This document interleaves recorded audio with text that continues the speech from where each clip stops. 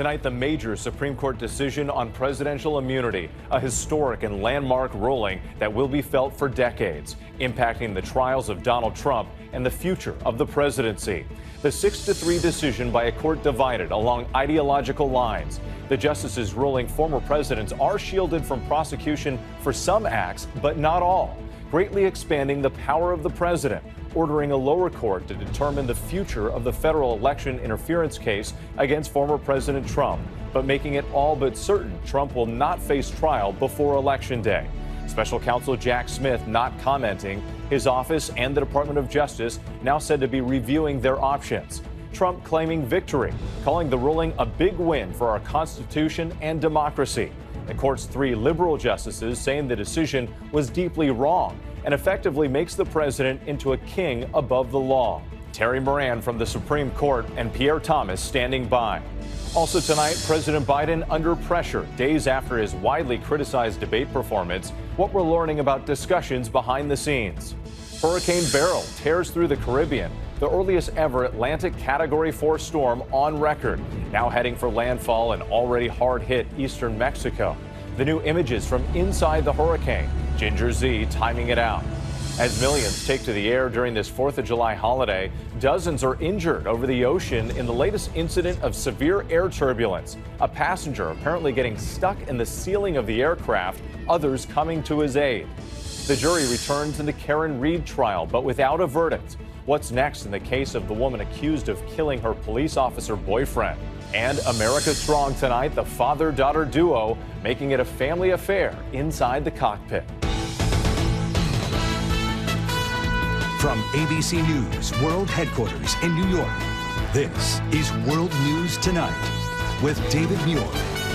Good evening. Thanks for joining us on this Monday night. I'm Whit Johnson in for David. And we begin with the seismic decision from the U.S. Supreme Court, a historic ruling forever redefining the office of the president. On the final day of the term, the court handing down its decision on Donald Trump's claim of absolute immunity from criminal prosecution for his actions while in office. The justices, in a 6-3 ruling along ideological lines, deciding former presidents are entitled to immunity for core official acts, but there is no immunity for unofficial acts. Today's ruling almost certainly delays the January 6th case and the classified documents case until well beyond the election. Special counsel Jack Smith with no response to the court's decision today. He will now have to make the argument that the actions Trump took while still in office were unofficial acts. It will be up to the federal judges in both cases to decide. Trump today calling it a big win for our Constitution and democracy, and now demanding all cases against him be dropped. The Biden campaign warning the court, quote, just handed Donald Trump the keys to a dictatorship. Justice Sonia Sotomayor delivering a blistering dissent, writing the decision makes a mockery of the Constitution and system of government. ABC's senior national correspondent Terry Moran leads us off from the Supreme Court. At the Supreme Court today, a landmark decision that dramatically enhances the power of the presidency and makes it much harder to prosecute Donald Trump. At stake, whether the federal criminal case against Trump for his alleged conspiracy to overthrow the 2020 election, including January 6th, would go forward. Trump claiming as a former president he could not be prosecuted. Absolute immunity for any official acts taken while in office, and he argues everything he did then was official. Chief Justice John Roberts, writing for the court's 6-3 conservative majority, gave Trump much of what he sought. First, Roberts declaring the president may not be prosecuted for exercising his core constitutional powers. Those include, Roberts wrote, the president's commander-in-chief powers, pardon power, hiring and firing federal officials, and more. Then the Chief Justice went further. He is entitled, at a minimum, to a presumptive immunity from prosecution for all his official acts. That sets a very high bar for prosecutors to overcome, covering most of what a president does. And Roberts added another layer of protection for presidents. In dividing official from unofficial conduct, courts may not inquire into the president's motives. The bottom line, in the Trump case, the lower court judge must now sift through the evidence, separate out Trump's official acts from unofficial conduct, and see if prosecutors can overcome the presumption that presidents are immune from prosecution. That process will all but certainly push the case past the November election. Within minutes of the decision coming down, Donald Trump was declaring victory, posting on social media, big win for our Constitution and democracy. Proud to be an American.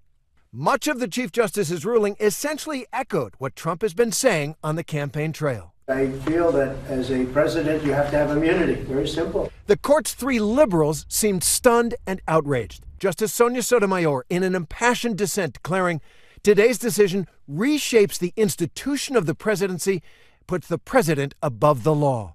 And she painted a grim vision of what it could mean. When he uses his official powers in any way under the majority's reasoning, he now will be insulated from criminal prosecution. Orders the Navy's SEAL Team 6 to assassinate a political rival? Immune. Organizes a military coup to hold on to power? Immune. Takes a bribe in exchange for a pardon? Immune. Immune, immune, immune. And she concluded, with fear for our democracy, I dissent. Late tonight, President Biden reacted to the court's ruling. For all practical purposes, today's decision almost certainly means that there are virtually no limits on what a president can do. This is a fundamentally new principle, and it's a dangerous precedent. Never before has the Supreme Court decided whether presidents could be prosecuted. Today, the court answered that question by making it much, much harder to hold presidents accountable for crimes. And so the question now is, how will future presidents, not just Donald Trump, use the immense powers of that office virtually free from any worry that they're breaking the law? Whit? Major implications going forward. Terry Moran, thank you.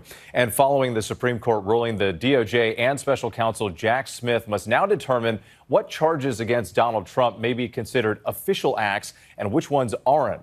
Let's get right to ABC's Chief Justice correspondent Pierre Thomas. And Pierre, this could also impact the classified documents case against Trump.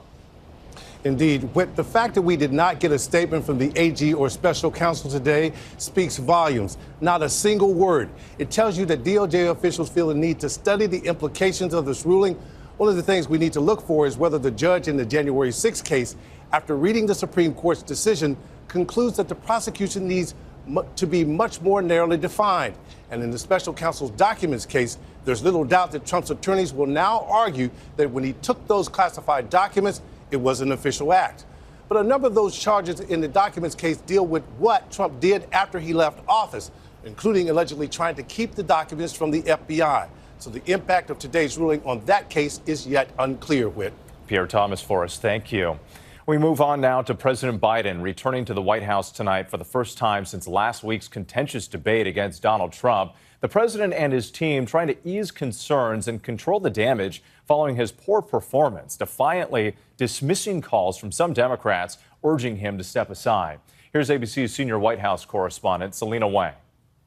As Democrats grow increasingly anxious, President Biden spent most of the day out of sight with his family at Camp David, his aides insisting his campaign is full steam ahead. Sources tell ABC News the president's family is encouraging him to stay in the race after his disastrous debate performance. First Lady Jill Biden telling Vogue they will not let those 90 minutes define the 4 years he's been president. We will continue to fight, adding Biden will always do what's best for the country. Publicly, most Democrats are sticking behind the president. Today, Pennsylvania Senator Bob Casey, who's locked in a tough re-election battle, asked if he still thinks Biden can run a strong race and serve a second term. Yes and yes. But others, like Kentucky Governor Andy Beshear, opening the door to the possibility that Biden may not be the nominee. The debate performance was rough. It was a very bad night for the president. But he is still the candidate. Only he can make decisions about his future candidacy. And so as long as he continues to be in the race, I support him. The Biden campaign trying to shut down any talk of the president dropping out, insisting it would lead to weeks of chaos, internal food fighting, and a highway to losing to Donald Trump. Trump today taking it all in. Well, they say he's not getting out, and they say getting him out is very hard because he has the delegates, he has the votes. And that if he doesn't want to get out, there's not a thing they can do about it. And the White House tells me the president will be out in public more and giving more interviews throughout the summer. I'm also told that tonight the campaign is holding another call with those anxious donors. Now, however, behind the scenes, there are these discussions happening about what could happen if the president chooses to step aside. Selena Wang at the White House tonight. Thank you.